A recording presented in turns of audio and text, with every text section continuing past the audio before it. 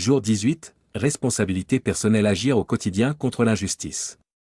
Introduction, le serment de l'intégrité, je suis un acteur du changement. Je refuse la compromission et la complaisance. À partir d'aujourd'hui, je m'engage à incarner l'intégrité, non par obligation, mais par conviction. Je ne serai plus un spectateur passif. Je choisis d'être un leader de la transparence. Nous avons vu l'importance de l'autoréflexion pour mieux nous comprendre et identifier nos forces et nos faiblesses. Mais penser ne suffit pas, l'intégrité se prouve par l'action. Aujourd'hui, nous allons nous pencher sur la responsabilité personnelle, c'est-à-dire notre capacité à prendre des décisions alignées avec nos valeurs, même dans un environnement qui nous pousse à l'opposé. Lutter contre la corruption n'est pas qu'un combat collectif. C'est d'abord un engagement personnel, qui commence dans nos choix quotidiens. 1. Pourquoi la responsabilité personnelle est-elle cruciale? Trop souvent, face aux injustices, nous avons tendance à rejeter la faute sur les autres. Ce n'est pas mon rôle de dire quelque chose. Le système est comme ça, je n'y peux rien. Que peut faire une seule personne contre une machine aussi puissante? Ces pensées sont des excuses qui nous empêchent d'agir. La vérité est simple, chaque individu est responsable de ses choix. Personne ne peut nous forcer à fermer les yeux. Personne ne peut nous obliger à participer à une injustice. Nos décisions nous appartiennent. 2. Comment prendre pleinement sa responsabilité? La responsabilité personnelle signifie prendre le contrôle de ses choix et ne plus être un spectateur passif. A. Arrêter de blâmer les autres et prendre le pouvoir. Les personnes qui réussissent à incarner l'intégrité sont celles qui ne cherchent pas d'excuses. Exemple, plutôt que de dire « mon entreprise est corrompue, donc je n'ai pas le choix », dites « comment puis-je agir différemment malgré cela ?» Au lieu de penser « si je parle, ça ne changera rien », demandez-vous « si je me tais, est-ce que cela va empirer ?» Stratégie, dès aujourd'hui, arrêtez d'attendre que quelqu'un d'autre agisse. Posez un acte concret, même petit, qui reflète vos valeurs. B. Passer de la réaction à l'action. Être responsable, c'est agir avant qu'il ne soit trop tard, plutôt que d'attendre qu'un problème devienne une crise. Exemple, vous voyez un collègue subir une injustice? Ne restez pas silencieux. Une fraude se produit dans votre service? Ne l'ignorez pas.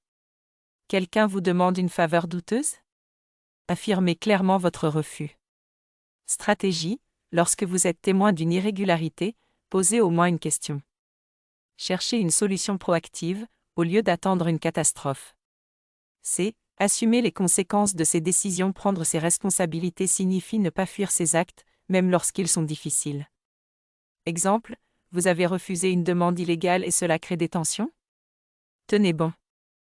Vous avez dénoncé une injustice et on vous critique? Sachez que chaque combat a un prix. Stratégie, visualisez les bénéfices à long terme de votre choix.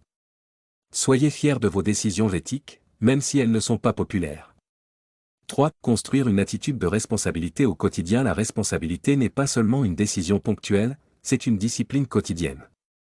Voici 3 habitudes à adopter dès aujourd'hui. A. L'exercice du « si tout le monde faisait comme moi ». Chaque fois que vous prenez une décision, demandez-vous « si tout le monde faisait comme moi, quel impact cela aurait-il » Exemple, si tout le monde acceptait des petits pots de vin, la corruption deviendrait la norme. Si tout le monde refusait les pratiques malhonnêtes, elles disparaîtraient naturellement. B. S'engager à dire la vérité, même dans les petites choses. L'intégrité commence par des détails.